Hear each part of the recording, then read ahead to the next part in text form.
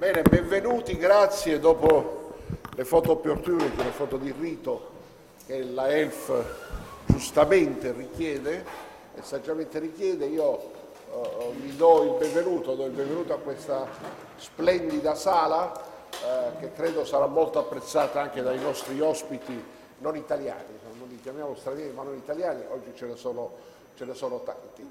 Come avevamo già preannunciato, poi questo è il primo Ralph Dahrendorf Table si svolge in Italia assieme alla Fondazione Einaudi, assieme all'European Liberal Forum, organizza questo evento. L'evento che, vi dico subito, ha un titolo rubato, è rubato a un illustre personaggio che da questa parte del tavolo, che fa finta di non ascoltare, che è il professor Fuggetta, ma uno splendido libro che lui ha scritto e che credo molti abbiamo letto è Cittadini nell'era di Internet. Tema si inserisce in un percorso che la Fondazione Einaudi, questa è la terza iniziativa che facciamo, una molto importante, è stata organizzata e sono qui con noi Valerio De Luca e l'avvocato Gippi Rubinetti su un tema analogo, su un tema diciamo che stabilisce appunto e individua un percorso. È un tema molto caro ai liberali, qual è il ruolo, quali sono i conflitti tra il cittadino europeo, ma comunque possiamo dire il cittadino individuo e Internet, è questo chiamiamolo grande fratello con cui non possiamo che convivere. Con il direttore scientifico che è qui con noi, la professoressa Magalli, stiamo immaginando uno sviluppo del ragionamento anche nel futuro prossimo della Fondazione Einaudi. Ci sembra uno dei temi chiave di questa nostra epoca, di questa nostra era.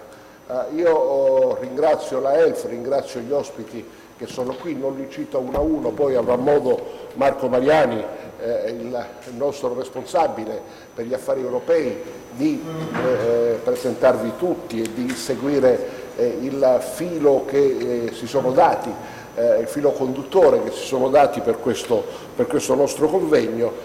Io non posso che esprimere la soddisfazione della Fondazione Einaudi per questa ulteriore pagina culturale di livello, mi pare di individuare e di capire, di alto livello, che si terrà oggi in questa splendida aula. Fra le altre cose, credo e spero che i nostri ospiti non italiani abbiano modo di apprezzare anche la bellezza del luogo. Questa, come sapete, è un'aula che, ancorché più vicino al Senato, ma appartiene alla Camera dei Deputati, è il famoso Palazzo San Macuto, di cui spesso leggete sui giornali, molti di voi già lo conoscono perché altri convegni sono tenuti in quest'Aula, è l'occasione anche per ammirare le bellezze del nostro Paese. Io vi ringrazio ancora, mi fermo qua. Un ultimo avvertimento: molte relazioni, o quasi tutte, credo saranno tenute in inglese, però parlando con ognuno di voi ho capito che qui l'inglese non è un problema per la maggior parte di voi e dunque avrete modo anche di poter apprezzare il contenuto delle relazioni. Grazie a te, Marco.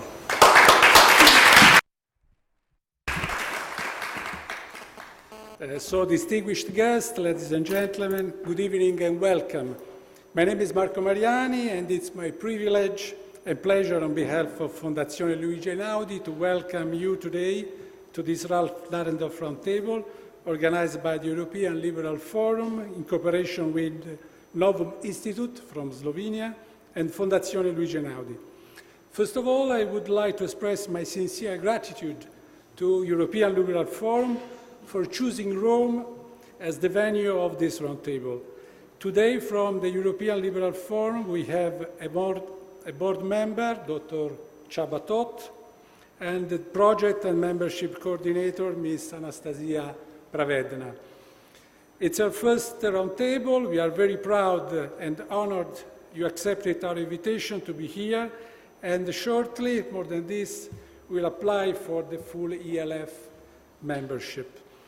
From Fondazione Luigi Einaudi, today we have our president, Mr. Giuseppe Benedetto, which addressed you some word before, our scientific director, Professor Magalli, Mr. Jacopo D'Andrea Matteo, who was our brilliant attorney at last Liberal International Executive Committee in London, just to mention a few. And cannot miss to thank our Executive Director, Mr. Sergio Boccadruti, who worked so much for making this event possible. In cooperation with our staff, in particular Alice Zalimova, Serena Refe, and Daniela Raspa. Let me address a special thanks to Mr. Sebastian Pickel, the Executive Director of Institute Novum, who immediately accepted to join this event with us and drove us straightforward to the point by managing day by day any issue. Thank you very much indeed, Sebastian, for your great competence and for your friendship. Finally, thank you to Radio Radicale. Since 1976, Radio Radicale is broadcasting a public service alternative to the state broadcaster RAI, without cuts and commercial advertising. In their database, there are more than 14,000 parliamentary sessions, 24,000 trial hearings, and 228,000 speakers records. Obviously, we could not miss to be broadcasted by Radio Radicale, and the video registration will be soon available on the radio website. Allow me to say just a few words about our foundation. The Luigi Einaudi Foundation is a think tank which promotes liberal ideas. It was founded in 1962 by Mr. Giovanni Malagodi, who was Secretary of the Italian Liberal Party, President of the Italian Senate, and President of Liberal International. The Scientific Committee is the core of our foundation, composed by distinguished academics, judges, and experienced professionals. The Scientific Committee is engaged in various activities, scientific researches, reports, and events. The Scientific Committee is composed by 5 departments: Justice, Economics, International Relations, Research and Innovation, History, and Philosophy. This is just a brief, so for any extra information, please check out our website, www.fondazioneluigieinaudi.it/en. Anyway, what is more important today, we have a panel with 4 motivational speakers, and the debate will be chaired by a moderator, Mrs. Patrizia Felletig.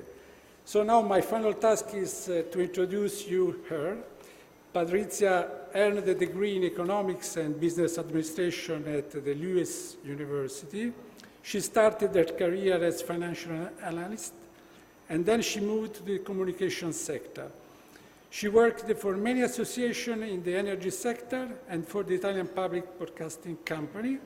She wrote 3 books, and currently Patrizia is a journalist and advisor of Guarini Institute for Public Affairs at John Cabot University. Lastly, before I leave the floor to Csaba, let me say it's really wonderful to see so many of you here. Thank you very much for attending our event. Thank you.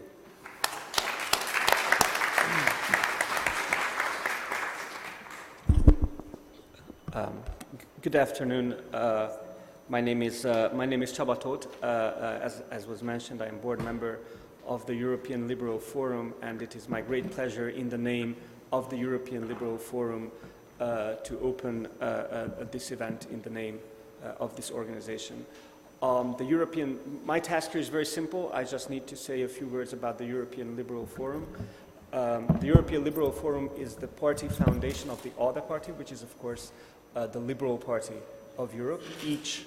Each European political party has, by the will of the Parliament, the opportunity to create these foundations, and the European Liberal Forum is the foundation of the liberals of Europe. And whenever you would go to Brussels and talk about these foundations, they would ask you, so what is this foundation doing? Why don't we see it more in Brussels? And I always tell them, because this is the strategy of this foundation, is that we focus very much not on the Brussels bubble, not on the European functionaries, but on building and helping liberalism throughout Europe and having conferences like these. The European Liberal Forum has two types of members. We have members which are official party foundations, but also members which are independent of any political party, but go and advocate liberal values throughout Europe. And that is how we try to foster cooperation, policy advice, and we also, of course, deal a lot with publications and different projects. I, by the way, come from Hungary. I come from Budapest. I also run Republican Institute, and I'm sure you all know there are parallels between our countries. There are parallels between Budapest and Rome as well. And that will be my final note, and then, of course, we'll have a lot to discuss. I used to spend my university years in a library very much like this. The Hungarian Parliament has a library very much like this. But despite all the similarities, I was just wondering if I submitted an application, I don't know how it works here, if I submitted an application to the chairman of the Hungarian Parliament to hold a liberal event with international guests, potentially even criticizing the Hungarian government, would that be okay in the library of the Hungarian Parliament? Probably not. So there are still problems in many of our countries, and I'm sure we'll be able to discuss some of those, even if, of course, our focus is now on a somewhat different topic. So in the name of the European Liberal Forum, again, thank you for this wonderful organizing. Thank you for all your work. We already see that our Italian friends will make a wonderful contribution to the European Liberal Forum and a wonderful contribution to liberalism in Italy and in Europe. Thank you.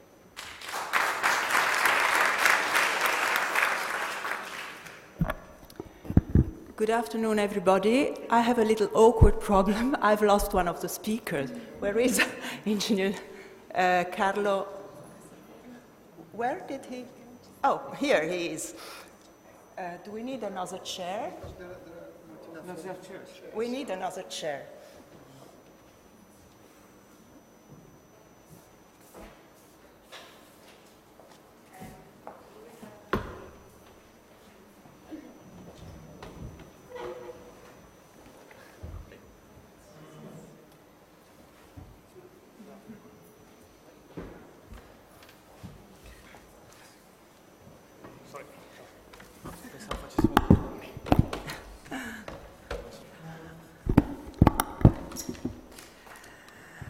Okay, then here we are. Thank you for joining this debate. Its aim is to give a contribution to understand a little better e-democracy and its impact on liberal government, and also what does it mean on all the, what we have, this digital revolution, is how it's impacting the political participation, the voting, and also the party membership. Since Humanity Dawn, we imagine that anything from compass, from the invention of the money, from whatever printing, any new innovation had a big impact on, here we are, on value and practice of the existing culture. But this time, with the digital revolution, I think that it's even more significant and far-reaching. Why? Well, you know better than myself that all what is artificial intelligence, what means predictive data analytics, machine learning, it's not more the software helping, supporting human reasoning, but it's something going over, and it's even from its own experience, the machine is transferring the judgment from human to machine. So what does this mean when it comes to the public arena? What are the effects, the impact? So we all know now that the data are the most valuable asset. We know even too much of this. And we have learned the figures of the data brokers, but now we have also learned that there are also opinion factory. Imagine what was happening in St. Petersburg with the ERA company, which is not IRA from Ireland, but it was an Internet Research Agency, and it was the one linked with all the trolls, the Russian trolls, making interference in the 2016 elections in US and in the Brexit. So the platforms that used to connect us now, they are becoming like a weapon. And you know better than myself that they used to say, they call now datacracy, the algorithm state, the surveillance democracy.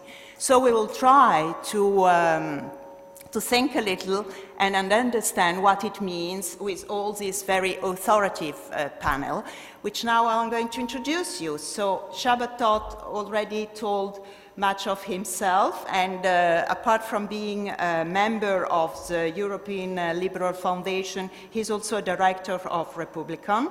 And we have then Felicia Pelagalli, who is teaching digital transformation La Sapienza, and is also the founder of an association called Innova Fiducia, and we'll know a little more about it. She'll explain it to us.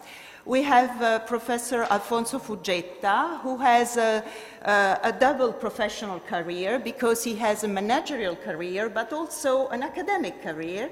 And he is here also because he wrote the book, the title of which inspires the name of this debate, Cittadini nell'era digitale.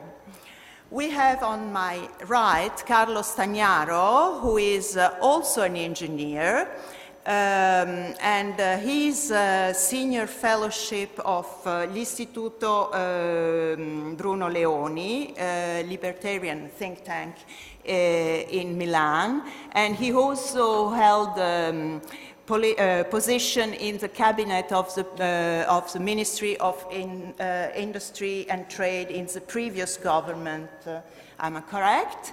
And we have Domen Savic, coming from Slovenia, Ljubljana, and he is a digital activist, and he is also the founder of an ONG that's called Citizen D, and you can imagine why D is for digital, of course. So I won't take more time, and as a kickoff, I will refer to a very worrisome poll, result of a poll, and it's that I read it, I think, in the book of Monk, that less than 1/3 of the millennials believe that living in a democracy is utmost important. So only less than 1/3, which means that 2/3 of millennials think that democracy is not so much important. So I would ask Csaba, do Western democracy have a problem in this case? Should I stand up? No, we can. We are very comfortable. Good. Thank you. And I should speak for about 10 minutes, Yes, I'm sorry, I didn't give the rules, but just to explain, we'll have 2 rounds of questions, 10 minutes each, and then we'll leave the floor for the audience for your questions. Well, thank you for that question. Does democracy have a problem? Of course it does.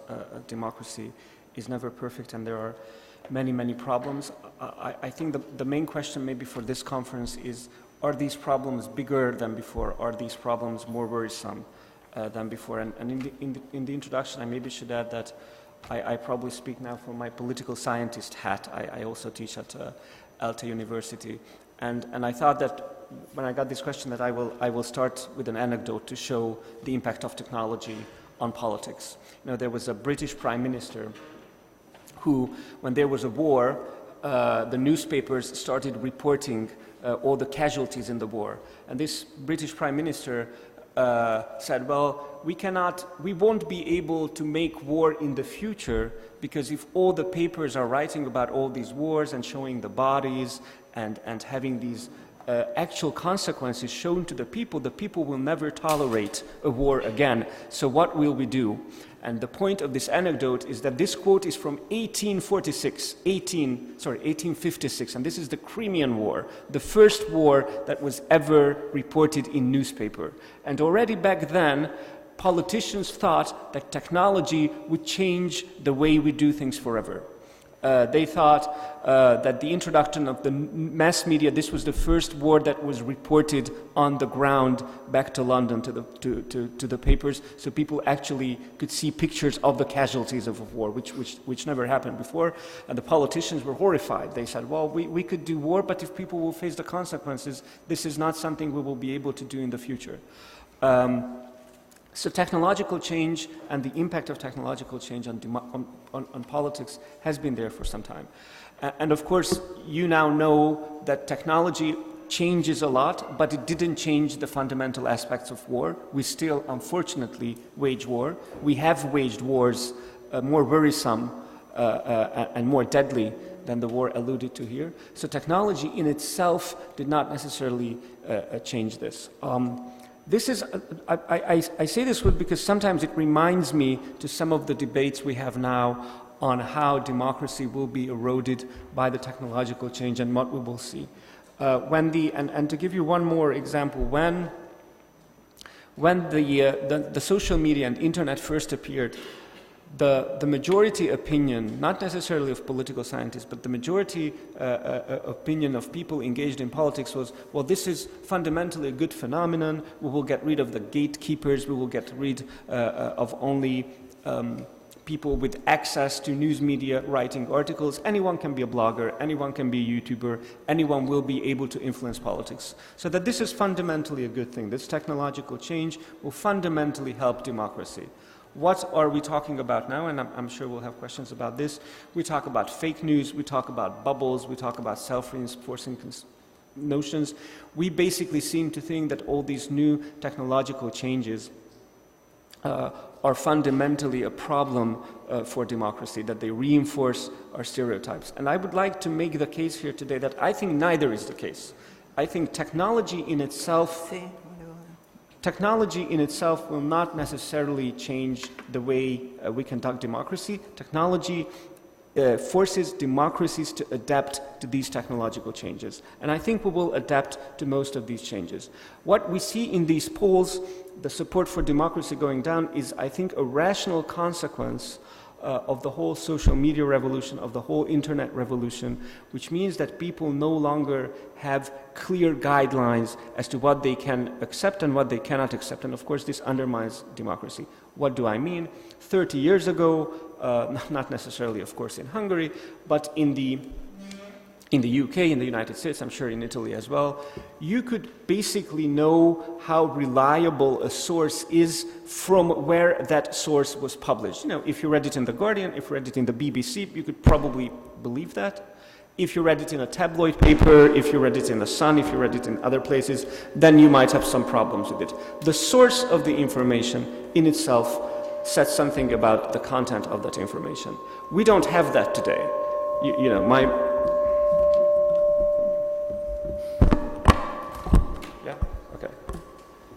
maybe it's Russian interference already.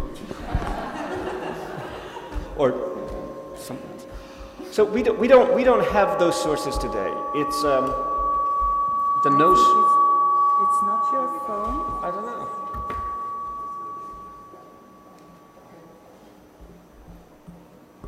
Okay. Yeah, maybe I'll try this. Maybe I'll try this one. Okay, thank you.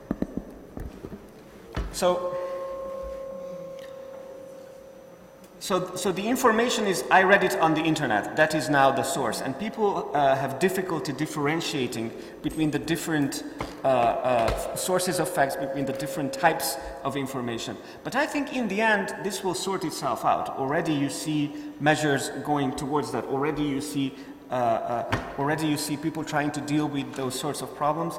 So I think this in itself will not necessarily be a big danger for democracy. Democracy, I think, will survive. It will adapt to this technological change as it has adapted to newspapers, to radio, to television. All these technological changes had impact on politics.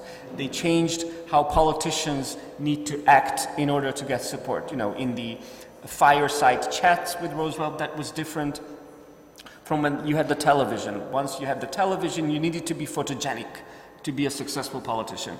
Now you need to be more social media savvy to be a good politician. But all that doesn't change the essence of politics. It changes how that is conducted to the people. A bigger danger, I think, and this is what I have a little piece of article in this book you can all collect, an ELF publication, Citizen-Centered Digitalization. Even if it doesn't necessarily hurt democracies, it can hurt liberals, this social change. Because, of course, the two are very different. Previous technological changes had sometimes grave consequences for liberals, liberals meaning not Enlightenment intellectuals, but the party political liberals very often. Both the first and the second industrial revolution had adverse consequences on the support of the liberal parties themselves. At the end of the 19th century, liberal parties were all throughout Europe. After the industrial change, mainly because of the advent of socialists and others, liberal parties lost a lot of support. Today as well, I think the changes we see can be a problem for liberal parties themselves and liberals. Why? Liberals are associated, rightly or wrongly, with technological change, with innovation and the consequences of innovation. And I would make the argument that the consequences of innovation, while generally good for society, can leave a lot of people behind. And you will continue to see a lot of resentment against technological change. We are only at the beginning of the technological changes which will force people to adapt. We have Uber, we have Airbnb, we have some of these new applications which already threaten the livelihood of some people, and you already see all the resentment coming out of it. Now imagine that, but 10 times or 100 times as much. If you think about automation, if you think about people potentially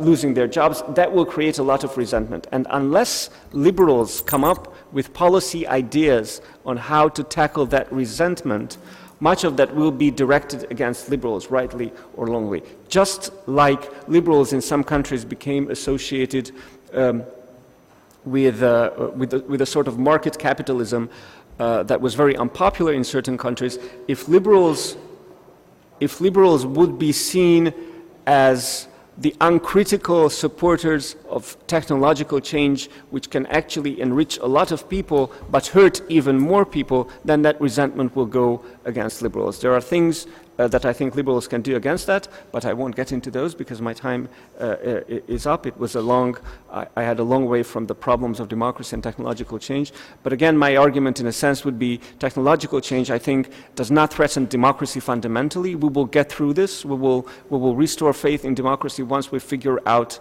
the rules of technological change. It does pose a threat to liberals, and especially liberals in a party political sense. Thank you. Thank you, Charles.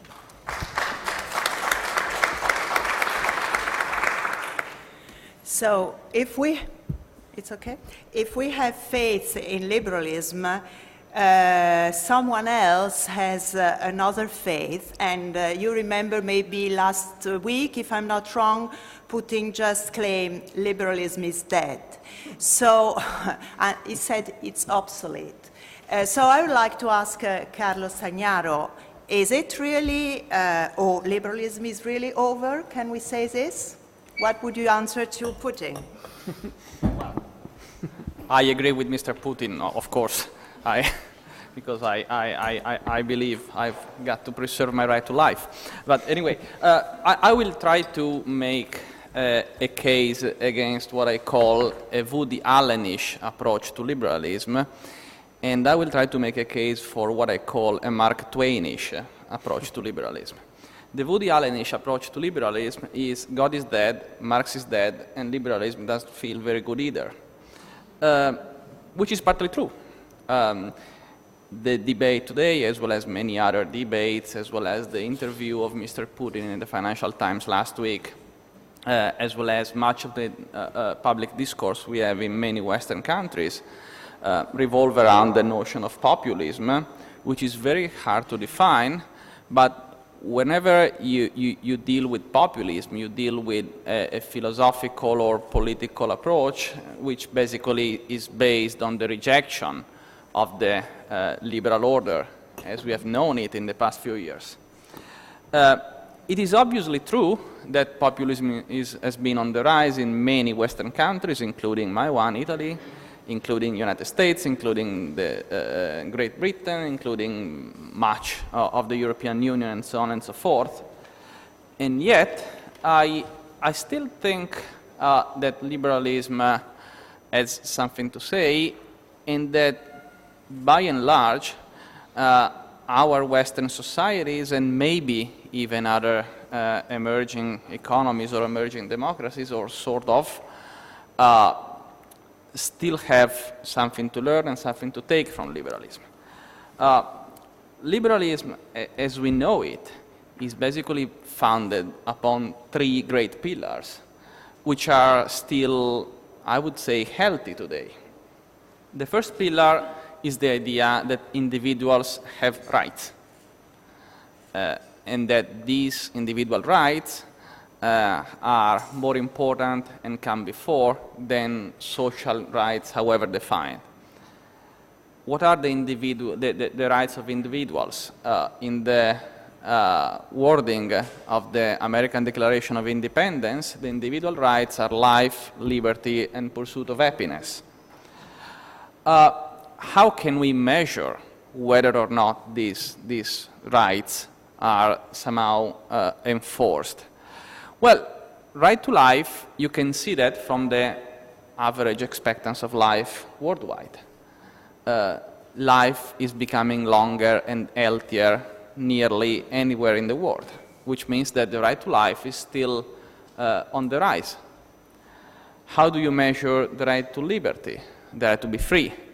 Of course, there are many ways of defining freedom. I'm not going to enter in a 48 hours discussion about what liberty is, but some basic features of liberty are freedom to move, freedom to trade, and freedom to own stuff.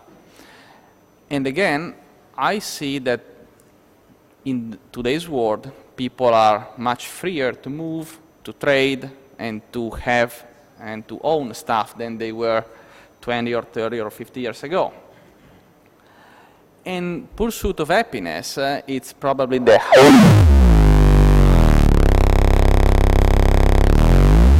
as the right of the people to choose the life they want. In today's world, partly thanks to technological change and partly thanks to the digital revolution, provides people wherever they live, or almost wherever they live, with a broader opportunities of creating the life they want than they had before. Wherever you are born today, you have greater access to information, greater access to material goods and opportunities, and greater access to exit than you used to have in the past. If all of this is true, and I believe that is true, then a first point that should be made is that liberalism is not dead. Liberalism is alive and it's working. All of the gains that we had in the past 30 or 50 or 70 years around the world are somehow to be traced back to liberalism. Globalization is a physical and economic phenomenon, but globalization relies on a liberal premise, which is that people have a right to trade, which is that people have a right to exchange, which is that creating possibilities between people from different countries to engage in peaceful businesses with each other is somehow good for individuals and good for society. And technological change and innovation, by the same token, are to be traced back to liberalism as well. Technological change and innovation are a result of competition. and competition is basically recognizing that individuals and enterprises should have the freedom to make investments, to choose the productive processes they deem as more efficient, and to choose to trade with and what they like. And finally, liberalism relies on the idea that people know what is best for them. And of course, when we say liberalism is dead, when Putin says liberalism is dead, and when many people say liberalism is dead, or liberalism is obsolete rather than dead, what they actually mean is that the idea that people want, that the people know what they want, is actually dead, because people actually want somebody else to take care of them, which is politically a very appealing statement. And yet, if you look at the revealed preferences and what people actually do rather than what people say they would do, people actually behave as if they knew what they want, and as if they want to keep the right to know what they want. Sorry for the circular argument, so to speak. In this respect, I think that when Putin says, and all the Putins of the world say that liberalism is dead, they mean something else. They mean that liberalism should be killed, which is rather a different story. And they believe that liberalism should be killed because they understand that even though their grip on their society and on their population is very strong, that is true of Putin's Russia, that's probably true of China as well, and that's probably true of many other places in the world, even though they believe their grip on their society is strong, they understand that easier access to information, easier access to movement, easier access to goods and services is making people around the world feel the importance of being free. And in this respect, I believe that eventually we will see that liberalism may be, oh, sorry, Mr. Putin. We may see that liberalism has been somehow going underground for several reasons, but it will have a comeback because the very foundation of our Western societies and the very foundation of globalization, which made the life of people everywhere in the world longer and healthier, and I emphasize longer and healthier, is something which is worth having. And so I believe that in the end, when, let's say, 10 or 20 years from now, we will look back at these years, we will not take a Woody Allenish approach to liberalism, we will take a Mark Twainish approach to liberalism, that is that the report of liberalism dead was greatly exaggerated. Thank you. Thank you, Carlo. So Carlo has told us, has explained us how better off we are, and the greater access we have to information. But what puzzled me is that this greater access to information, in fact, has also created a bigger hoaxism, however. And this phenomenon of conspiracy, it's very difficult for me to say it in English, is just happening in the time where we have more access to sources. And I would like then to ask Alfonso Fuggetta, whose book, Cittadini nell'era di Internet, is just taking off with this phenomenon of the moon hoax. We are just going to celebrate 50 years of the first step on the moon, and still a lot of persons are believing that the moon landing was staged. So is this a reaction to the complexity of the world? Please. Well, the question is quite difficult to answer because I'm not a sociologist or a historian. As a technologist, my impression is that we are just seeing all the phenomena multiplied by order of magnitudes. I try to explain this point with some elements. First, we have always been able to create fake news. Propaganda in the past century was based on fake news. So This is something we have already done, I mean, in our society, in many societies.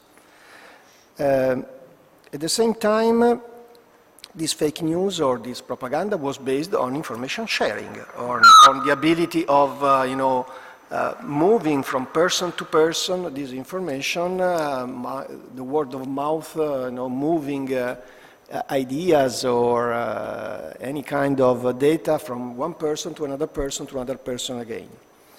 And this is also done without a direct interaction between two persons, because if I tell something to Felicia, then Felicia can tell something to you, and so and so and so.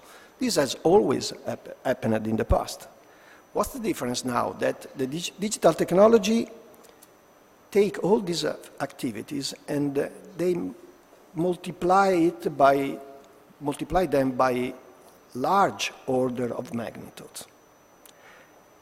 In scale, not just based on the number of people, but also in the time and the speed by which this phenomena can occur.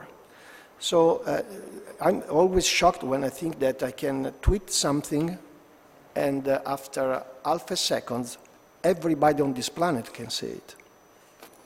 So the real difference, in my opinion, which is a huge difference between the past and now, is that digital technologies is a multiplier that is really revolutionizing the way we feel, the way we are, the way we behave.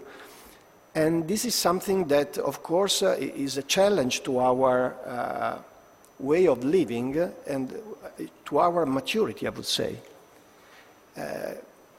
If I say bad words, or if I insult someone in a room or in a bar, as we used to say, of course this is limited to that environment. Maybe in that environment I know the other people there, so they do not take it so personally, because eventually you could say, okay, it's Alfonso, we know him.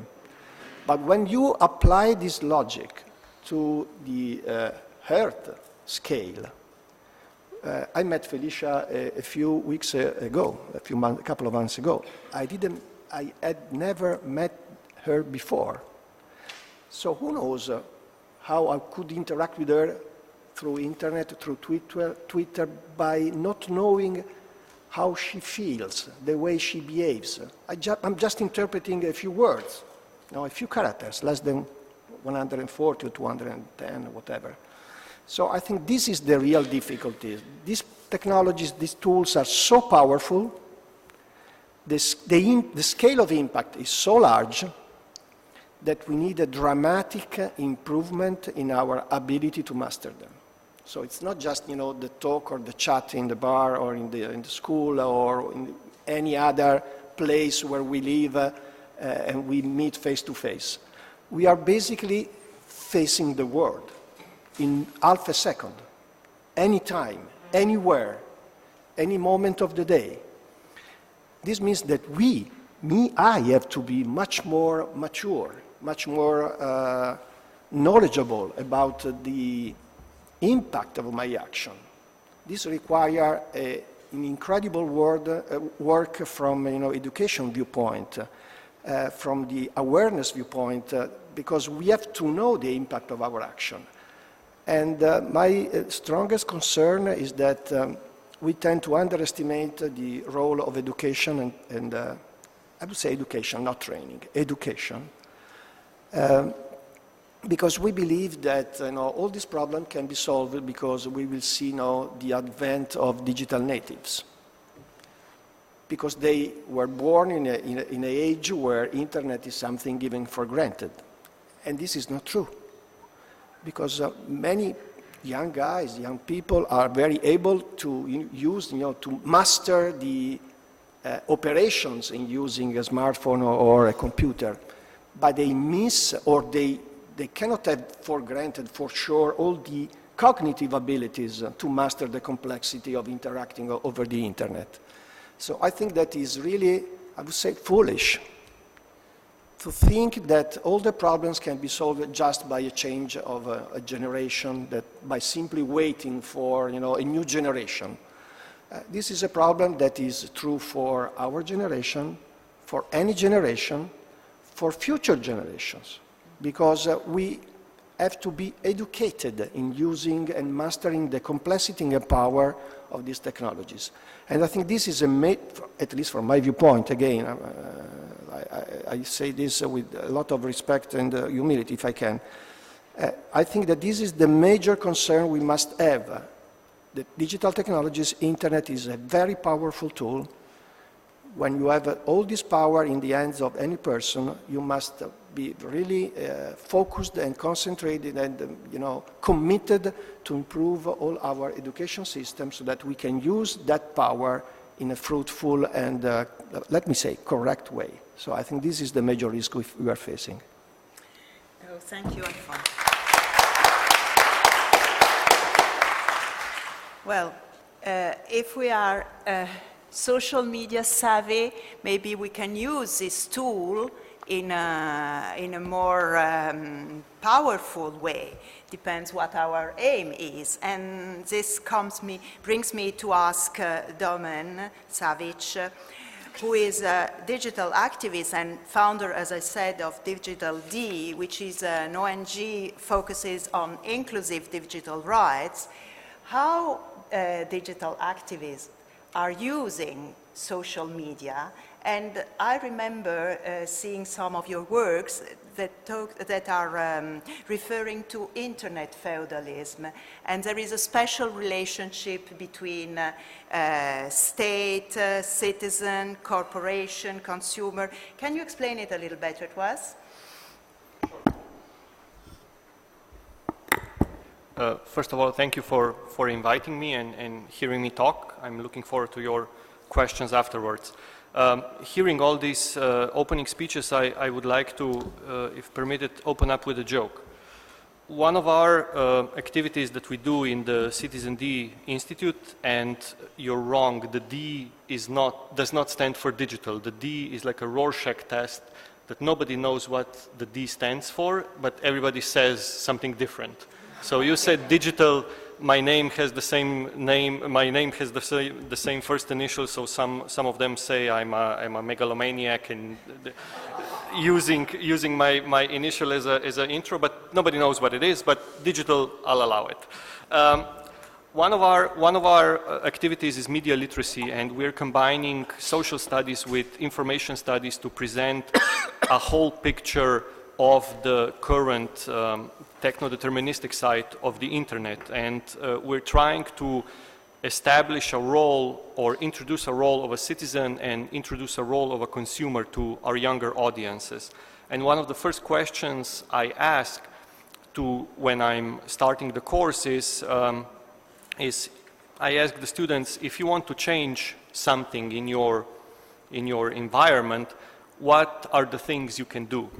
And the first answer is always, and we've been doing this for 4 years now in different schools all around Slovenia, the first answer is always go out and protest. And then I said to them, okay, but changing something via protest, it doesn't work all the time. You have to go out, and sometimes it's raining and you're busy and you can't stand in the rain too long, and you have other things to do. What other thing you can do to change something? The second answer, and I'm not joking, is always the same. It's you create a new political party. And then I go, okay, you went from level 1 to level 1000. Creating a political party takes money, takes time, takes efforts, people, resources, and stuff like that. You can't do that on a daily basis, but what is there in between protests and creating a political party? And it's usually the class is silent. And I help them. I say, well, in Slovenia we have this thing every 4 years on a Sunday, and the class is silent. And I go, where you go out and you check something and you put it in a ballot box, and then they go, oh, elections, nobody votes. And then I pose a question, I ask, okay, so you would rather create a political party than go out and vote, so who's going to vote for you? And you can see the wheel slowly turning, realizing the trap they've fallen into. But this brings me to my original point I was trying to make, is that we have to decide either we're interpreting a role of a citizen, a role of a person, of an individual, through the role of a citizen or through a role of a, let's say, digital consumer. And that's the point we were emailing each other back and forth, preparing for this talk, is that usually, or nowadays, people are more prepared for the role of a digital consumer. They're more in line with using the latest gadgets, being present on different social media platforms, having the digital skills to use those platforms, to use those digital tools, and they're not very, let's say, savvy in a role of a citizen. They're not aware of their rights, they're not aware of their capabilities, they're not aware of the functions or the duties they have as citizens, which brings us in a weird situation where you have an entire country that doesn't want to have anything to do with that country. They just want to make money, try and trick the government into taking as less money as possible through the taxation, and just be, like I said, ignored. And every time a social problem presents themselves, they're either protesting in the street or they're, hopefully not, creating a new political party. That brings me to the question that you asked about digital feudalism. My first project, I graduated 10 years ago from journalism, and my degree was titled The Web Blogs Will Destroy the Media Industry. My girlfriend, who's a political science major, graduated the same year with the topic of e-democracy will solve every problem that we have via political participation. And we are now realizing we were both wrong. We couldn't be more wrong than we were 10 years ago. But seeing how this change came about, how 10 years ago we were these believers in technology where we said, give me a problem and I'll give you a technology to solve it with, we are now seeing that technology not only is a part of a problem, but is a problem on its own. Digital feudalism, for example, is a case of big platform, big private companies controlling more and more digital space, which is supposedly perceived as this open space where you can do everything, or you can be anybody, you can do anything. We are now seeing more and more with, platformization of the internet, with companies like Twitter, Microsoft, Apple, Amazon, that these are the companies that basically run the internet, and that internet is a very closed, very limited, very boring place to be in. And as I said before, I was born in '81, and I remember the internet that was before that wasn't controlled by big companies, that the only company, or at least that's what we thought, controlling the internet were the telecoms and nobody else. So I would end on this note, and hoping for questions afterwards, is that first we have to decide, are we talking about citizens or are we talking about consumers? Then we have to decide, if we're talking about citizens, why aren't we focusing on solving the problem of political passivity or political disinterest in the political participation? And if we're talking about consumer, what are we doing to, let's say, protect consumer or to help them exercise the consumer rights each of us have when, participating in a, let's call it, economic transaction.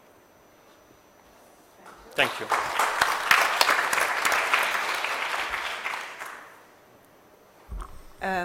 So now I would ask Felicia, if you can move, we can make a change, because Felicia needs... Sure. Okay.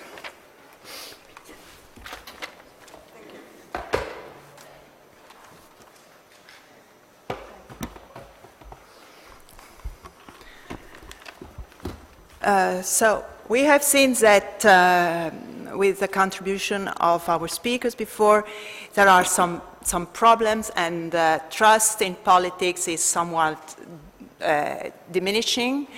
But on the other hand, I would like to ask Felicia, What about trust in technology? And why I'm asking Felicia is because, as I told before, she is a founder of Associazione Innova Fiducia.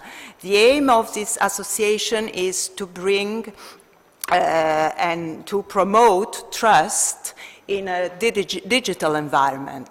So it's a very ambitious objective, but then do we trust technologies? Because we have a deep trust in technologies that we can make this? Please. Grazie. Grazie Patrizia. Mi sentite? Sì. Ringrazio gli organizzatori per questo invito. Farò il mio intervento in italiano. E ci sono le slide in inglese. E parlare di fiducia. Allora,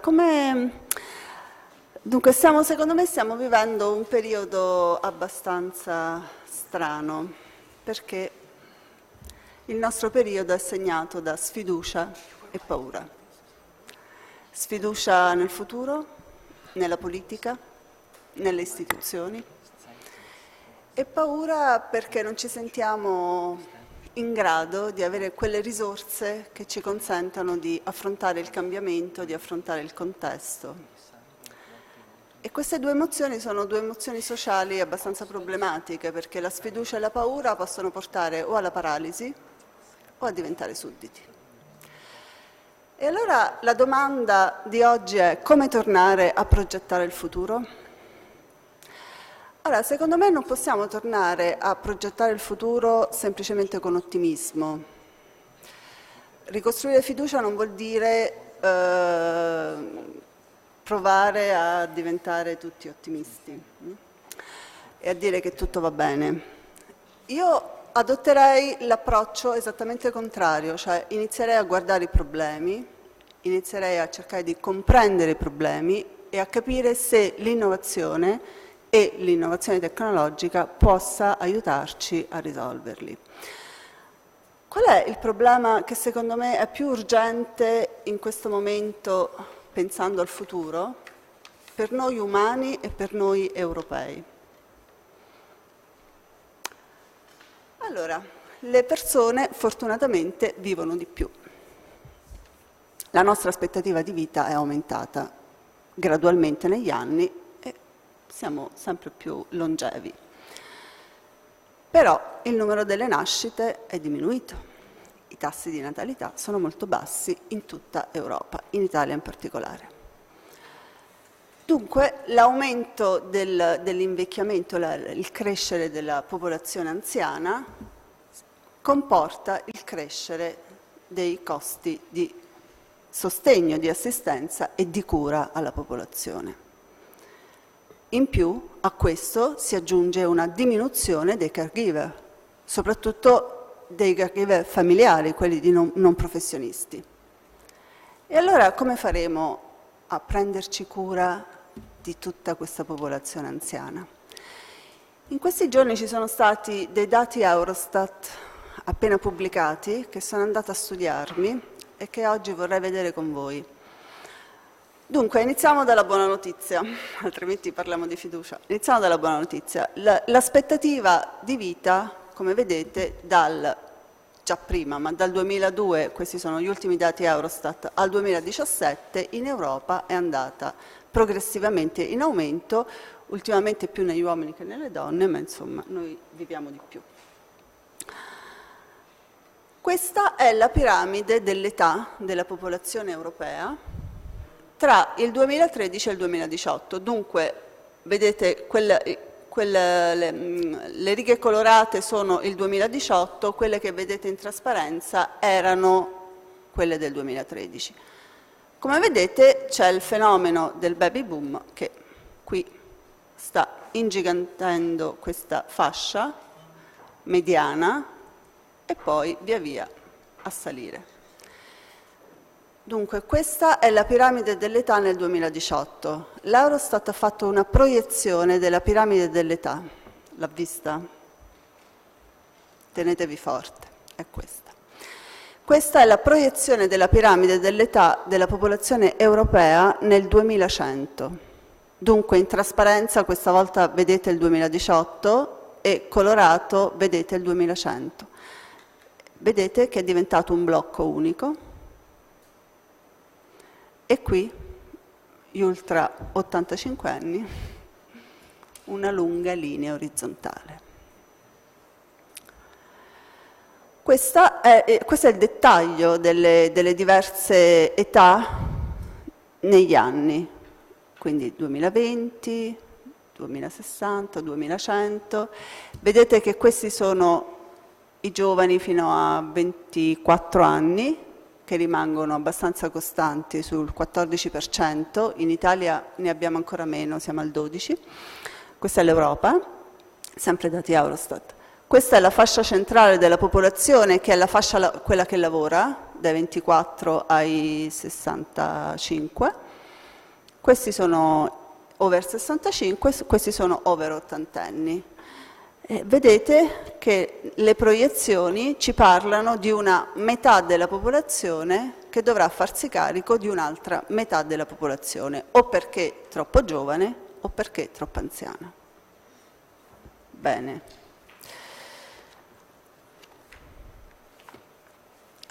Siamo andati a vederci un po' di proiezioni appunto proposte dall'Istat e proposte dall'Eurostat.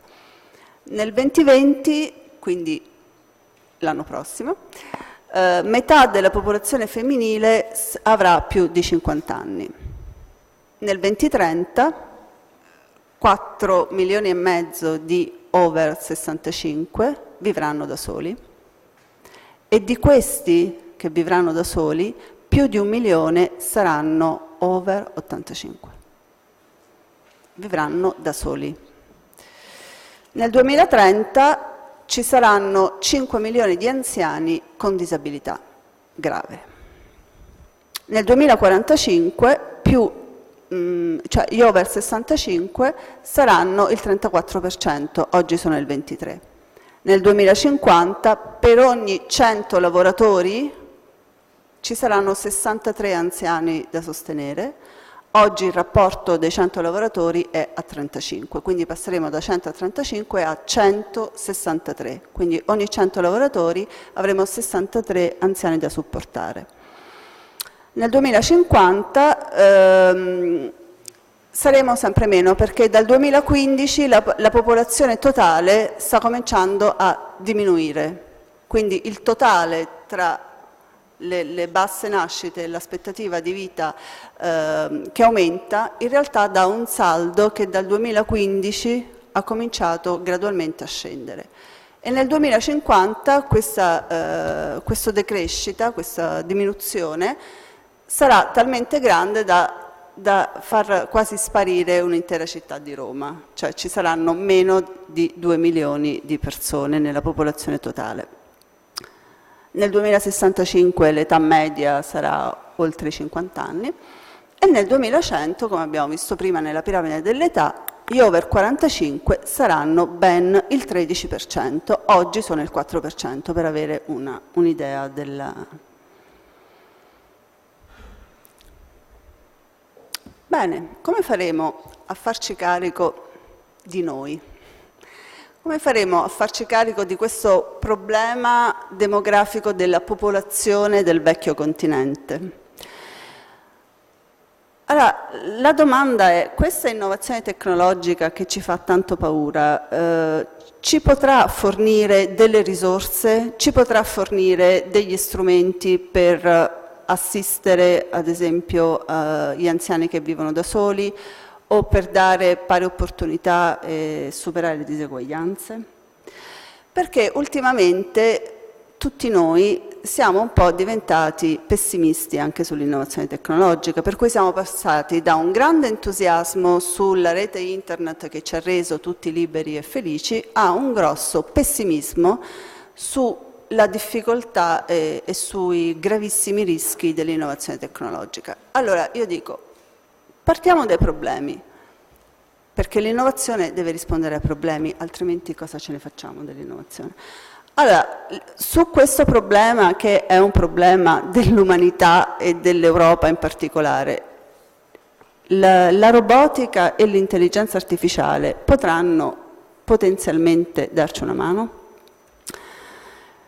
quindi con robot come ad esempio Paro, questa foca che è stata studiata ed utilizzata ad esempio per curare alcuni stati di demenza senile, perché con Paro le persone riescono ad entrare in relazione e a svegliarsi dal torpore, oppure attraverso Paro possono evitare di drogarsi di farmaci che le rendono totalmente assenti. O appunto migliorare l'assistenza alle persone che vivono da soli e così via e così via.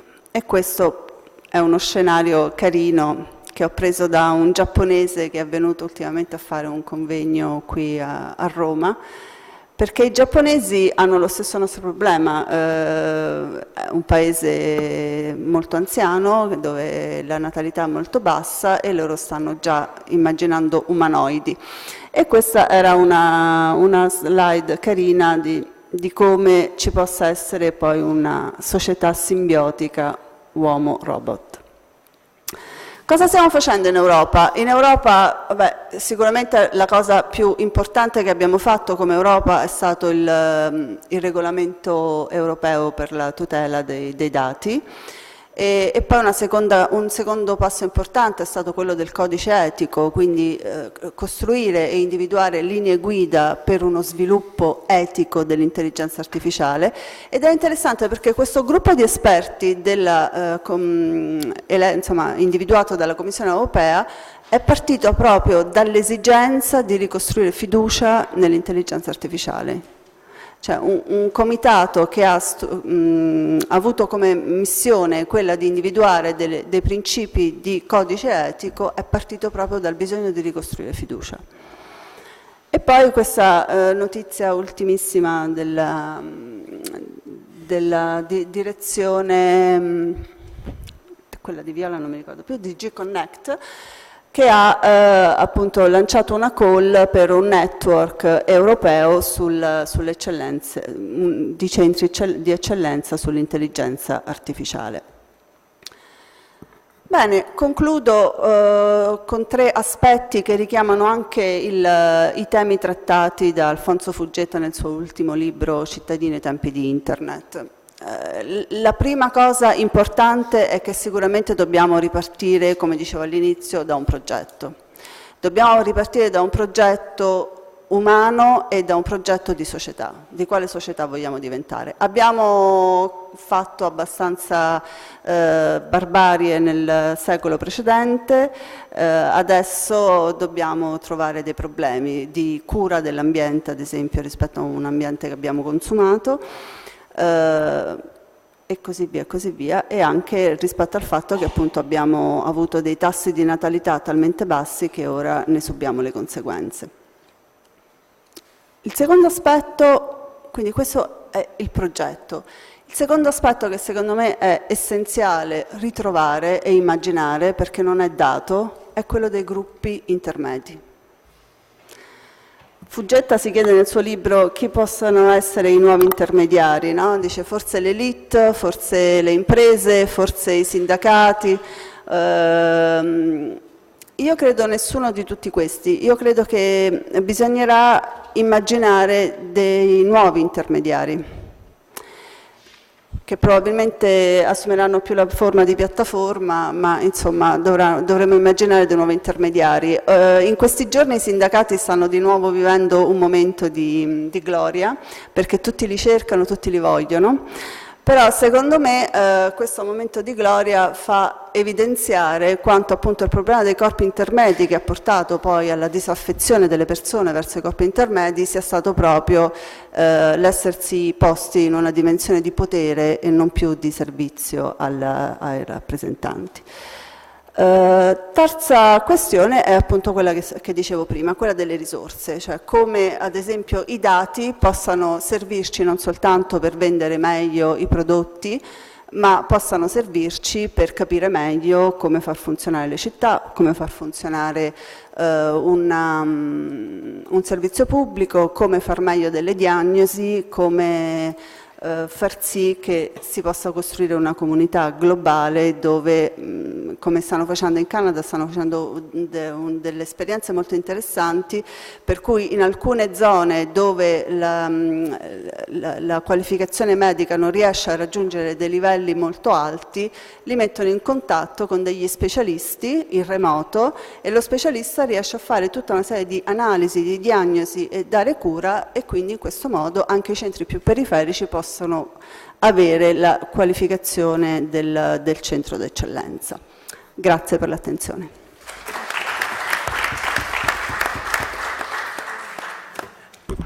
Thank you, Felicia, for giving us this positive contribution of artificial intelligence in health.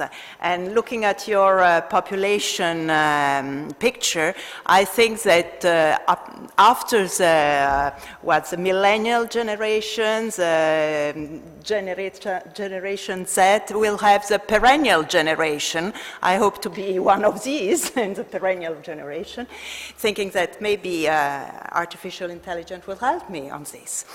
I would then connect back on the political arena and referring to something that Domen was asking his students when he said, how you would participate to political life, and they would say building a party. I would then remember that several parties like the Podemos, Movimento 5 Stelle, France Insoumise, were parties created with the help of technology. Internet and social media helped a lot. So I wanted to know if this digital party, and I'll ask Csaba this, if these digital parties are the new template of a political organization. Thank you. And I know in Slovenia you have many parties and keep changing all the time. Digital parties like the ones you mentioned are still the exception rather than the rule. So I think we need to look altogether at how political parties and political forces use the technology and use technological change. One thing is certain, you see much faster changes in the party systems, in the political party systems, than you used to. I mean, 50 years ago, almost in every country, party political systems were very similar. You had one big Christian Democratic Conservative Party, one big left-wing party, few other smaller parties, and you didn't see all that much change. Now, this change has a lot of reasons behind it, but one of them is technology.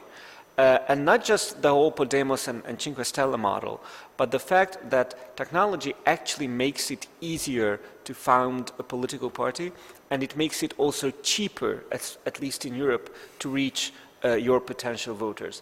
10 or 15 years ago, I can tell you the Hungarian example, 10 or 15 years ago, a political campaign in Hungary, like a normal campaign, not just a, maybe I shouldn't give the Hungarian example, it's too distorted, but still, 10 or 15 years ago, a political campaign cost a lot of money because basically what you needed to do was you needed to buy airtime on television. That was the most important element of a political campaign. In the United States, it still is the most important campaign.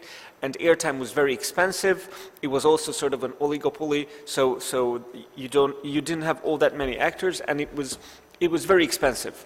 Also buying ads was really expensive. Now you can, reaching your own people, writing emails, getting the post office to send your mails on paper, those were expensive things. One of the interesting elements of technology is that it's now a lot cheaper to do that. It's a lot cheaper to reach your voters. It's a lot cheaper to have messages which can penetrate everywhere, and you don't necessarily need expensive airtime to do that. Some parties, like the ones you mentioned, they go farther. They organize their whole structure around technology, around the internet. But of course, it is in itself no recipe for success, as your case shows. Of course, Five-Star Movement, 5 Stelle was very popular. They do have their problems, and technology doesn't answer all the problems of a political party. It can help if there's a good message, if there's a need for that. But for many of these forces, you see a big growth as a result of this, but you don't necessarily see that changing, staying there. But for most political parties today, political parties are still more conservative, generally speaking, not ideologically, but technologically speaking. Political parties are more conservative than many companies, especially many young companies. Some part of it is understandable.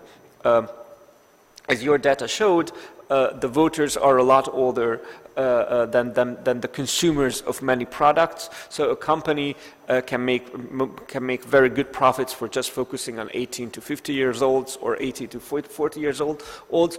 But for a political party, most political parties work on pensioners the most, because that is, numerically speaking, the strongest voting group. Technology there does not always change. So technology in politics is always behind, except for some of these cases, is usually behind some of the technologies you would see in the private sector. In politics, you first saw, of course, very static internet, very static billboards, and then it evolved, but it still, I think, is farther away than some of the newer startups that you would see. You had two big evolutionary steps, especially in the United States, especially with the Obama campaign. You first saw not just campaigning, but actually data building thanks to technology. So that was a big change, but that is one big change that cannot necessarily be imported in a way because of legal constraints. Now the new thing, for those of you following, these are the chatbots of politicians. I don't know how popular they are in Italy, but some experts would say those are the things to come, those are the things to watch. You will be bombarded with messages from your politicians, and the more you interact with them, the more they will learn about you, and the more you will get personalized messages from these politicians. That is one of the things to come, but there are many other aspects as well. But this so far only concerns, of course, political campaigns, whereas in general, these technological advances have a lot of other challenges, and I would just say 5 of those. But before I get into that, one of the things I also do, besides other things, is I write about the politics of science fiction, because that is something that is happening right now. And someone once said that what you see today in the world is all the dystopias becoming true at the same time. You see a total surveillance in China, you see a 1% getting richer and richer in America, and you see a climate catastrophe everywhere. So you sort of seem to see trends towards this dystopia. And even if that is not necessarily as horrible as it is, there are certain dangers we need to be aware of and we need to tackle. Having said, of course, that I think we will be able to tackle this.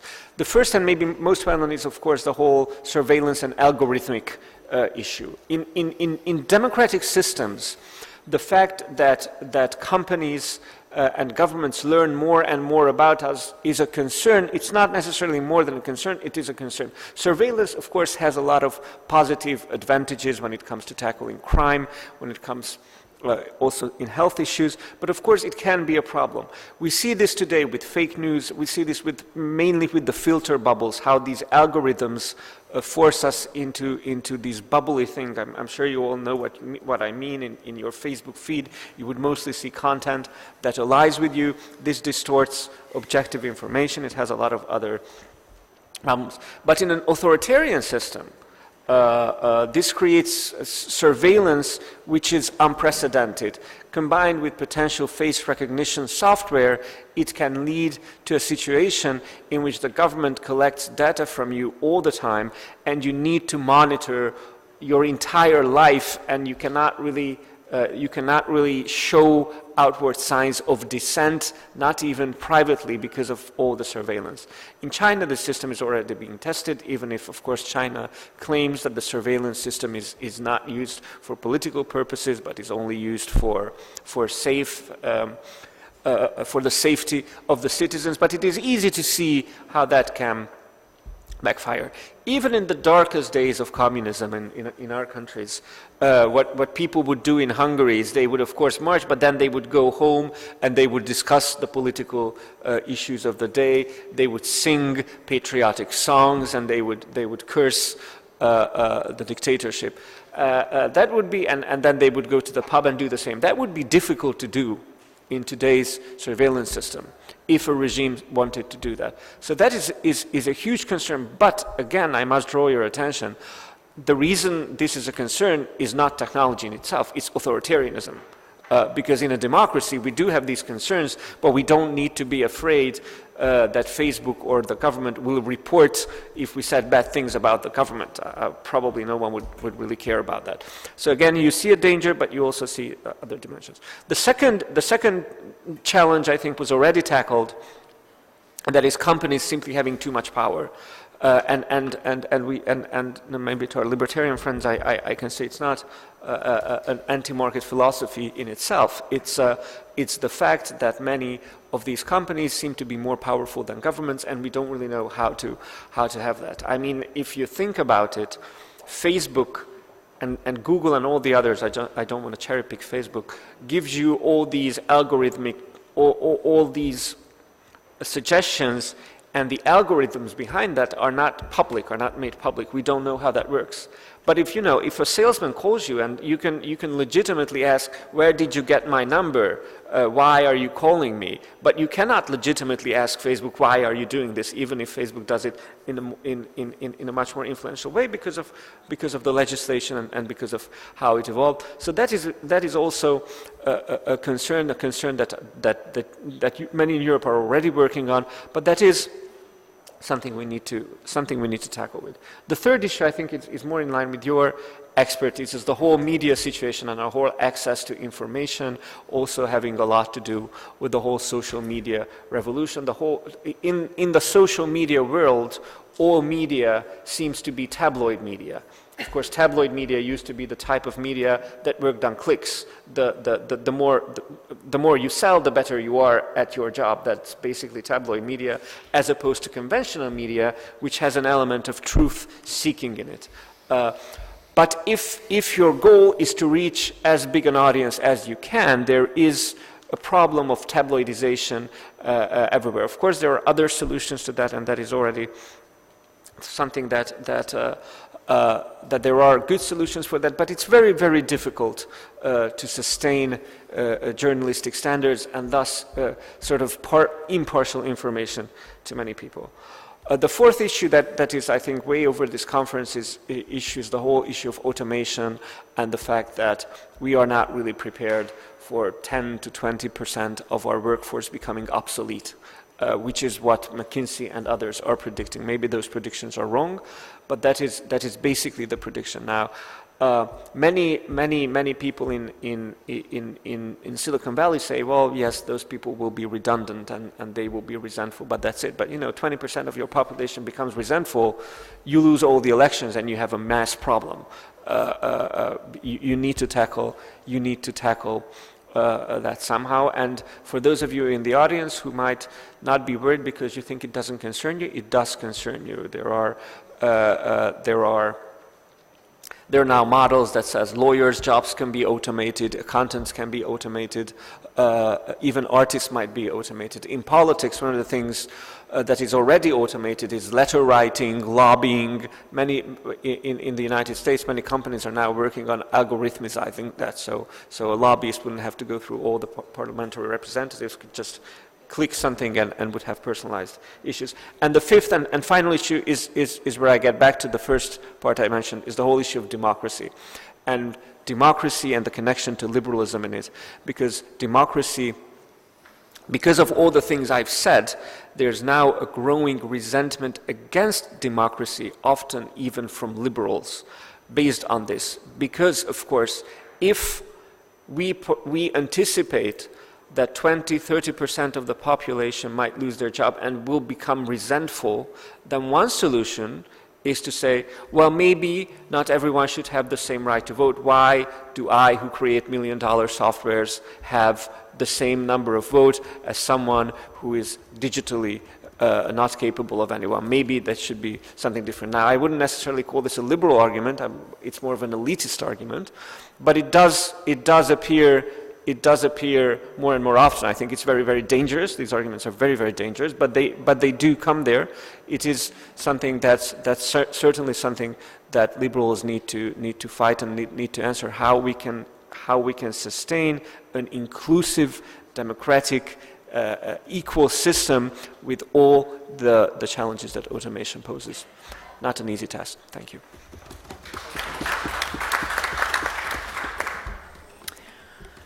So we just understood that, we knew that before, of course, but you pointed out a handful company are getting much more powerful than government, and this brings resentment because these same company are also getting richer and richer. And what is getting even worse is that they benefit sometimes from a loophole in the international tax framework. So lately, Italy, France, Great Britain also lately, have passed bill to tax the tech giant. So who else could I ask, if not Carlo, to explain what is his feeling on this issue? Well, thank you. I think to understand these ideas of digital taxation, you have to understand that most digital companies are not European in the first place. And so one of the very many rationales behind these proposed taxes is that taxing somebody else's tax basis is much easier than taxing your own tax basis. From a sort of fiscal theory point of view, I think there are 5 main points that should be raised and that lead me to be very skeptical about all of these proposals. The first one is that the main pillar of modern tax systems is that income should be taxed wherever value is created. If you produce a bottle of water in Italy and you sell this bottle of water in Germany, the corporate income is taxed in Italy, not in Germany. In Germany, you tax the added value, or maybe that tiny amount of income which is generated by the retail activity. But production is taxed in Italy, where production happens and where much of the value is created. The same must be true for digital companies. Of course, saying where value is created for a bottle of water is much easier than saying where value is created when you have to deal with immaterial goods or non-tangibles, such as digital assets. However, what is very clear is that value is not necessarily created in the place of consumption, and in the case of big tech platforms like Google, Amazon, and the likes, value is not created in Italy, in France, and so on and so forth. That's the first point. Second point is that the tax basis for corporate income tax is, as the name itself should suggest, income, not revenues. Whereas most of these proposals, as you mentioned, aim at taxing revenues, not income, which is very unfair. The third point, which is to some extent a consequence of the fact that the tax basis is revenues and not income, is that most of these proposals, like the 3% Italian and French tax, actually work as a selective VAT on digital transactions. Now, as you know, there is some issue depending on which is the relative elasticity of demand and supply, but generally speaking, if a tax is introduced which resembles an additional VAT on digital transactions, the incidence of the tax, that is the subject which is ultimately paying the tax, is probably not the digital company, is rather the consumers of the digital services. That is, you are not going to tax digital companies, you are going to tax digital transactions. Now, since all of European member states and in all public fora, there is a lot of debate about we should do more to promote digital stuff and we should do more to exploit the value from digital economy and we should make a larger use of technology and so on and so forth. It is very strange and inconsistent that you introduce in your tax system a tax which has the ultimate effect of disincentivizing digital transactions into implicitly subsidizing non-digital transactions. So it's basically a sort of distortionary, a digital tax like that is a sort of distortionary instrument that creates a sort of competitive disadvantage for digital companies vis-a-vis traditional companies. Fourth point, most of these companies are foreign, are non-European ones. This raises the legitimate suspicion that one of the goals of this form of taxation is actually to introduce not just a distortion to competition between digital and non-digital, but also a distortion on competition between foreign and domestic companies. In this respect, digital taxation, if designed like that, pretty much resembles a trade duty. And it is not surprising from this point of view that the United States is strongly opposing this kind of taxation from European member states, even though President Trump is by no means sympathetic of digital businesses. Finally, my fifth and last point is that what are we willing to achieve if we introduce this kind of taxations?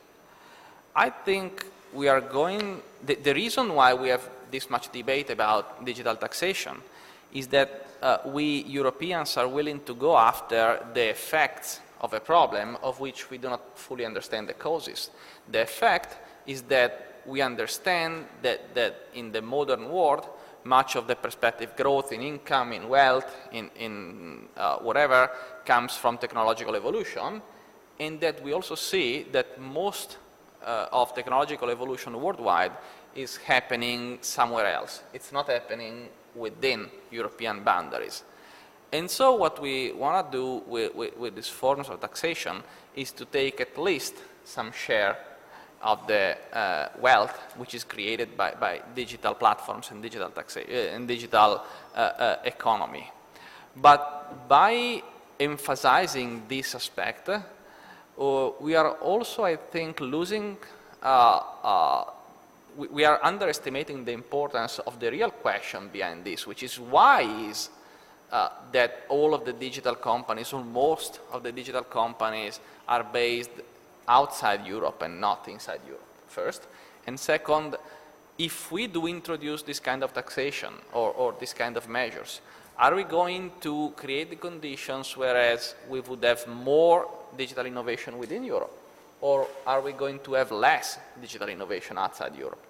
And the bad news is that we are going to have less and less of it, because if you are Google, if you are Amazon, if you are Facebook or Twitter or whoever you like, you can bear the burden of digital taxation, of the compliance costs, and of the reduced competitiveness of your services as compared with traditional services. But if you are Felicia Pelagalli SRL, if you are a newcomer, an Italian or a European newcomer, the cost of this kind of taxation, which is very often a bureaucratic rather than a fiscal cost, may be so high that it makes your business models no longer able to generate, to pay off. So the paradoxical consequence of digital taxation, if designed that way, is that it's not going to solve a problem, it's going to exacerbate the cause of the problem. So to conclude, I would say that this whole debate about digital taxation is truly the wrong solution to the right problem. We should rather look at the real cause of the problem and try to solve it by creating conditions for having more digital innovation and not less digital innovation in Europe. Thank you. Thank you, Carlo. Okay, coming back to the title of the round table and then to the book of Alfonso Fuggetta, there are two things that have struck me reading your book, which I warmly suggest to all of you, and it's in Italian, so maybe it's less difficult than understanding my English. There are two things. One is training is not learning, and you explain a little this aspect in your first intervention. And the second point is the depth of expertise. I always say that when you are an expert, in Italy at least, you are a little suspicious. So can you explain me a little better what you're pointing out with the depth of expertise? Thank you. Yes. So let me start from the first point. We need we need to renew our approach to teaching. Let me make an example. When I was a kid, and my professor gave me an assignment in history, for instance, I used to go to the library and search some book on history, maybe the Treccani Encyclopedia or other authoritative sources. And based on those books, I used to create my assignment. Now, of course, you go to Google and you search, and you have, a humongous, as the Americans say, huge number of different results and sources and contributions. How do you select them? How do you assess the quality of the information you find on the internet? I used to say that searching is not finding. So it means that you have to acquire new skills, new abilities. And this cannot be done by simply adding 2 hours of computer science to the rest of the program. You need to teach history in a different way. You need to teach geography in a different way. You need to teach literature in a different way. So this means that all those superficial, let's say, reforms of the teaching system based on adding some more courses on, well, by the way, I teach coding. So my course at Politecnico di Milano is coding. So believe me, it is useful. Do it if you can. But still, you cannot solve the problem of, digital education by simply adding 2 hours of coding to the rest of the topics without any change. We need to review, revise, change dramatically the way we teach all the other topics that, by the way, are desperately needed in our society. We need people who knows history and geography. Look at what happens on social networks these days. It's pathetic. So the first point is that we really need to rethink this kind of education strategies, and it is not sufficient just to add some more, some additional stuff. It's not that the point. Second, I think that we should reconsider, from the education viewpoint, the activities that we do in order to increase our cognitive abilities of our students and children. If you look at what happens on social networks, one of the problems is that people, for many people, it's difficult to reason about a topic.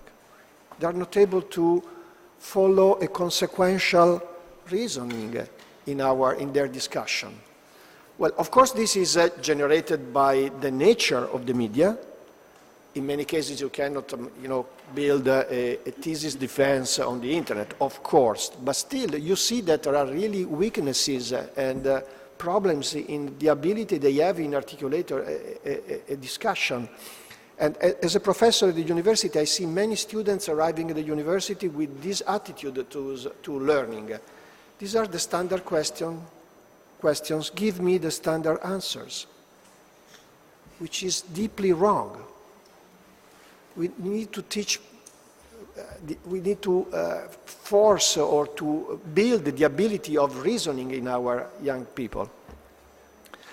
And third, we as a society have I think have a big responsibility, especially from the industrial viewpoint, because we have forced our education system and institutions, for instance universities, to transform our courses so that people can be directly or immediately employed by companies, and I call them, they want ready-made professionals. Some people who knows how to do just the day after they graduate from the university or from the high school. Well, these people have to work for 40 years. And things will change year after year. What do I teach in computer science to a person who will be working in computer science for 40 years? What will computer science be in 5 years? So I think we need to move from, and this is something, I changed my mind, by the way, because this is not what I thought a few years ago, but we need to move from teaching, applied topics and applied knowledge to foundations and basic topics, mathematics, physics, logic, theoretical computer science. For instance, when I teach coding, I can use a programming language, but what will be the programming language that the student will use in 3 years or 5 years? I should teach him the foundation of programming languages so that when a new programming language is going to be used, he can quickly adapt and learn to use it.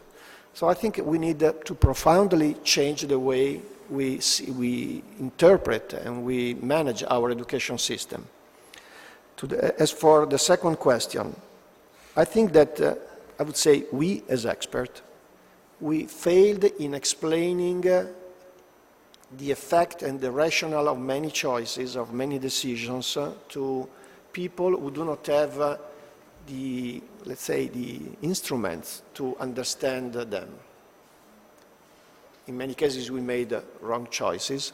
In other cases, we did not explain them, or we didn't take into account the short-term effect of a decision that maybe on the long term has had positive effects, but were really difficult to understand for someone living the short-term effect of those decisions. So think about the transformation in the labor market and these kind of things.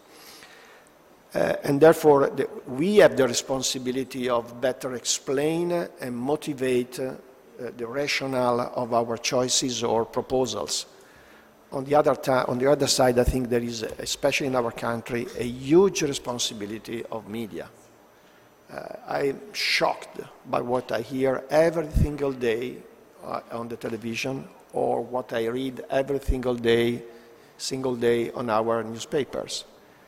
In many cases, you really find superficial description of problems, or wrong description of problems, or even fake news that are fake news on the most popular newspapers in the country or TV shows. So I think media is a huge responsibility. I do not mean that media should be an educator, because this is not the role of media, I guess. But for sure, it must have the responsibility of providing a rational, honest, and complete description of the situation, trying to counterfeit all the fake news that appear everywhere. And I think this is largely not happening right now, and it's one of the other major problems we are facing. Thank you, Alfonso. So,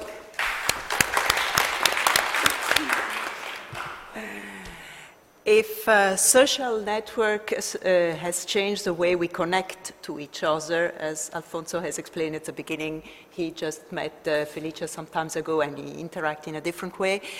Social media also has changed the way people protest, the protest movement. I would ask Domen to answer on this. If I can first comment on the debate about programming and changing the scholar narrative that we are introducing our youth through.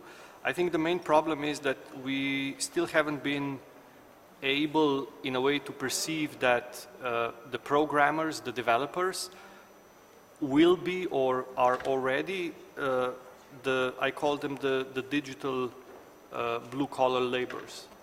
And that this will introduce a whole new range of problems where you will have an entire society run on digital services and platforms with a strong workforce to maintain those platforms and those services.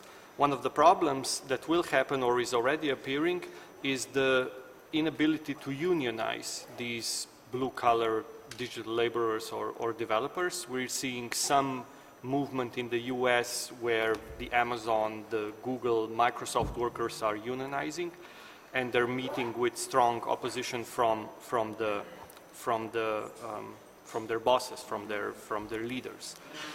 The thing you mentioned about protests and digital, I would say, expression and freedom of speech is another area that was, I think, in the past romanticized too much. You've mentioned Arab Spring. We've seen other protests happening in different regimes all around the globe. And those regimes or those protests were romanticized in a way that they could be summed up basically if Arabs didn't have Facebook, they wouldn't or couldn't overthrow a government.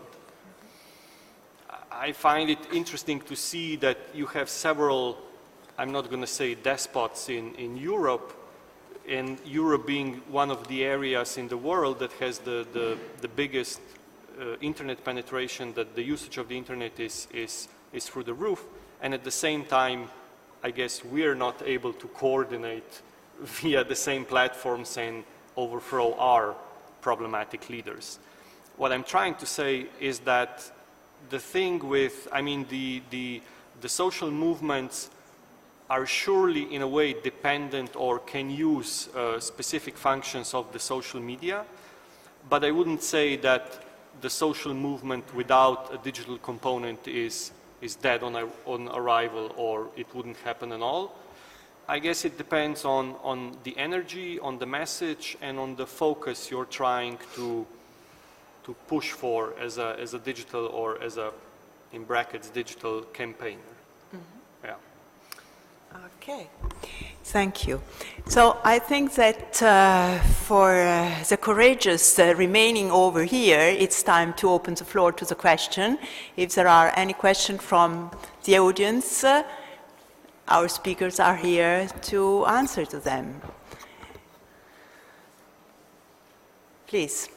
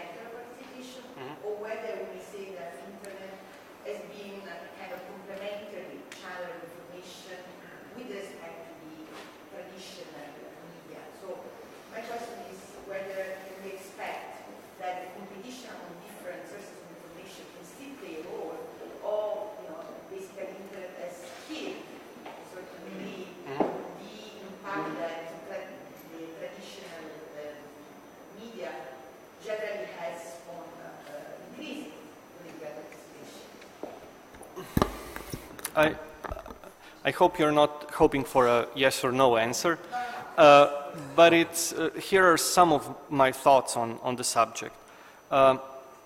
Looking back, I think we've forgotten that our societies, at least in Europe, but I think generally across the world, was heavily separated on different social classes which participated in a political arena and exercised their democratic right to vote. I think the media outlets that were focused on, that were in the good old days, the representative of the public sphere, lost the battle with the, let's say, digital platforms, where everybody can find somebody who's agreeing with him.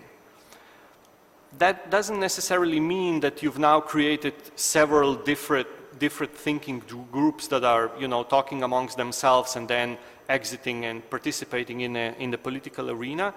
What you did was, in a way, make them more complacent. So, in some cases, even in Slovenia, you can see that people were or are really excited about a certain political topic.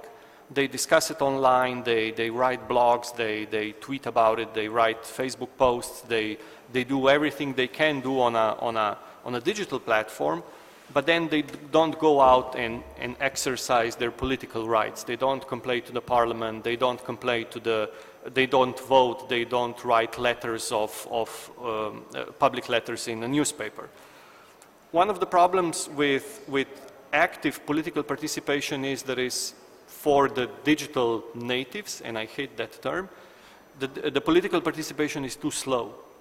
So if you look at how long does it take for a parliament to process, let's say, your request for a public hearing, or how long does it take for an information commissioner to process your complaint about your personal data being misused, people are used to instant gratification online. So if it doesn't happen today or tomorrow, I'm not going to be bothered with following up. And that again brings me to the point I was trying to make in my introduction. You know, we're focusing with the digital platforms, we're focusing too much on the role of a consumer and not enough on the role of a, let's say, public or, you know, state entity that is participating in a political process. And in Slovenia, and I think in the, and now I'm going to use a very negative term, in the Eastern Bloc countries, we sort of got disenchanted with politics, disenchanted with the political participation. What we are proud to do is to vocalize our dissatisfaction with everything. But then at the same time, when you ask those people, yes, okay, so you're complaining about a certain political problem. Have you exercised your political rights? And people go, no, nobody does that. This is not the way to be done. I'm going to go out and protest, and you know, other people will take care of my problem. I'm just going to stand here and play my guitar, basically. The problem being that that's not how the system works, and we're, in a way, I would be more inclined to say that the internet, with its vast possibility of stating your opinion, has done more damage to the political participation, because in a way it passivized all the players. So you say to yourself, oh, I'm complaining on the internet, everybody can see that, and that's enough. You know, this is what I have to do. I said it out loud, everybody could hear me, you know, my tweet went around the country, so now good things will happen just because of it. That's not how democracy works, and that it never worked that way. And we have an even bigger problem, is that all these private digital citizen nodes that are complaining between each other, they're destroying the common ground, that they're destroying the common sphere into which different opinions should enter and be challenged and then decided on which is the, let's say, the mainstream opinion and which is the fringe opinion. Right now, with the, you know, digital platforms and digital circles, let's call them filter bubbles for better understanding, they create that everybody's right all the time, nobody's wrong, and there's no competition between each other. And that causes a million different fractions that don't see each other, don't debate each other, don't compare opinions, and you don't have, in liberal terms, you're destroying or the political market is non-existent. The market of ideas is non-existent. All you have is these camps that, you know, grumble amongst themselves. Thank you. So if there is one more question. Yeah, I would like to introduce myself. Alice Zanoni. I'm graduate from the School of Liberalism of Rome, organized by Foundation of Einaudi. And it was very nice to participate today in this event and to listen to the speech of our outrated Professor Stagnaro. And I would like to express my question about artificial intelligence. It's a very generated question. And how to motivate European countries to increase the investments in artificial intelligence. And in matter of fact, total capital investment of AI in US estimated approximately 50% of global investment, and in China is making up to 33%. Okay, and remains 17% of the rest of the world. So, what can Europe learn from these world's largest economies for artificial intelligence development? Okay, wow. Complex question. I think the data you mentioned, of course, are themselves part of the answer. I mean, there is some, let's say, exogenous reason why companies which do invest in artificial intelligence prefer to do that in the United States or in China or elsewhere, and rather little in Europe. I think there are several reasons for that, and a serious debate about the role that Europe can play in the future should address many of them. Part of the answer is basically taxes. In many EU member states, we have very burdensome tax burdens, and not enough convincing, let's say, tax credits or other schemes to support innovation. But I would say that a large chunk of the explanation lies with data regulation. In Europe, we have a very strict data regulation, which is to some extent justified, but I would say that we have just a little bit too much of it, which prevents companies to make actual use of data to develop their technologies and their products. Of course, this is a very broad issue. I would rather have another conference on data regulation rather than solving this in 2 minutes at all. But the point is that, let's say, who actually owns personal data?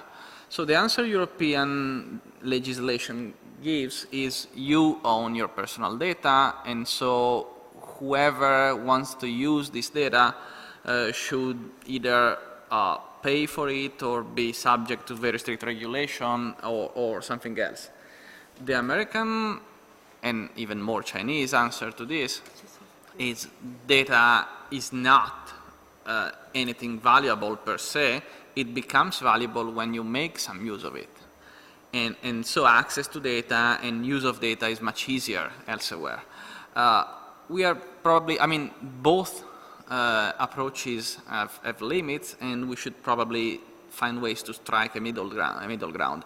But that is certainly part of the explanation why we have so little investments in artificial intelligence in Europe. Thank you. Oh, you must be a question like a tweet, because they are just kicking us out.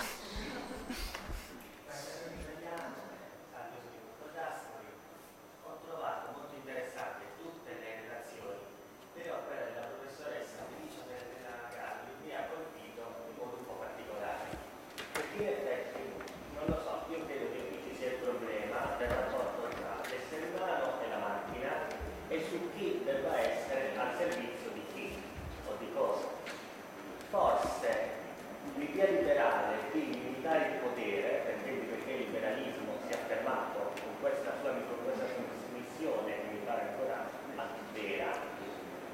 anziché limitare soltanto il potere degli organi di diritto pubblico o il potere sovrano, adesso forse potrebbe conoscere una stagione nella limitazione del potere della tecnica, perché la tecnica è una gran bella cosa, chiaramente, purché non si vada fuori da determinati limiti.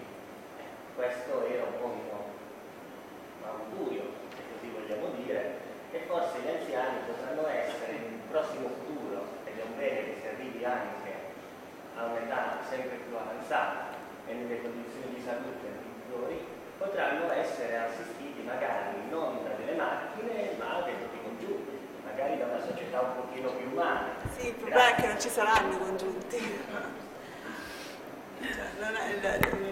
Vado veloce perché dobbiamo andare via, però il problema, appunto, siamo sempre preoccupati da questi anziani che rimarranno soli con le macchine.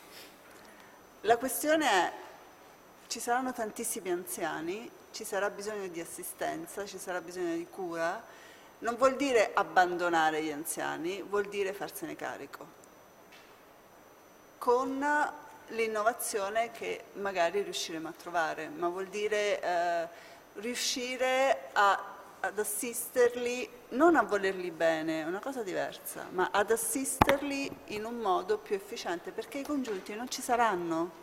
Cioè noi possiamo continuare a dire era tanto bello quando si viveva nelle grandi famiglie e i nonni erano accuditi da nipoti. Non ci saranno i nipoti, non ci saranno. Esatto, gli anziani saremo noi. Okay, I see two more questions there. Mi volevo collegare giusto a questa domanda. Io sono un infermiere e sto collaborando con una società di Roma per un progetto di ricerca che abbiamo insegnato oggi per la signora e questo progetto deve essere il primo tassello di una serie di strumenti che vogliamo realizzare per aiutare gli infermieri di famiglia che a breve, speriamo, dovrebbero andare ad assistere alla casa delle persone, le persone con strumenti tecnologici innovativi. Quindi io sì, la tecnologia non sostituisce, ma integra laddove non riusciamo perché non ci saranno più nipoti. Sì, esatto, cioè la tecnologia risponde a un problema. Posso permettermi di dire che il problema che lei poneva della fiducia è un problema complesso e sono d'accordissimo con quello che ho detto anche per io, un'esperienza personale di assistenza a mia madre. Però fidarsi, forse è più facile se tiriamo nell'ottica giusta fidarsi di una macchina che non delle persone che attualmente assistono gli anziani. Io l'ho vissuto sulla mia pelle. Molte delle persone che attualmente assistono gli anziani, forse è più difficile fidarsi di loro che delle macchine. Mi permetto di dirlo e non vado oltre perché andremo fuori tema, però il discorso della fiducia, il discorso della complessità enorme e che involve, che è già attuale anche prima di arrivare a fidarsi alla macchina. Grazie, vogliamo lasciare lo spazio un attimo a una domanda che vedo. Please, sir. Thank you very much. Please, I want to find out why it is difficult in this climate for the citizens here to maximally utilize the internet to dislodge politicians who have not been performing. Just came back from Africa 2 days ago, and within a month, I saw the digital citizen using the platform available to them to force the government to abdicate some policies that are anti-people, and they want. But here, most of the time you see... Sorry, sir, can you get to the point and the question, because they're really closing the door. We will be here all the night, so...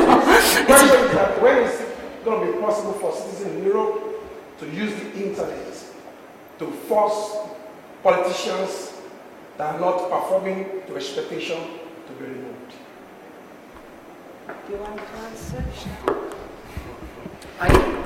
I will not be able to satisfy your question, and I don't know which countries you're referring to, but I think one of the reasons is something that gives us optimism is, you know, in most European countries, yes, we have horrible governments sometimes, but you do have elections, so you do have an institutionalized way to get rid of them. Unfortunately, in many African countries, that is not the case. So you need to find alternative methods to get there. Having said that, of course, sometimes that doesn't work. Sometimes it has adverse consequences. But I think that is one of the reasons. How we could use the internet more to channel people's frustration to action besides elections, that is probably a different conference.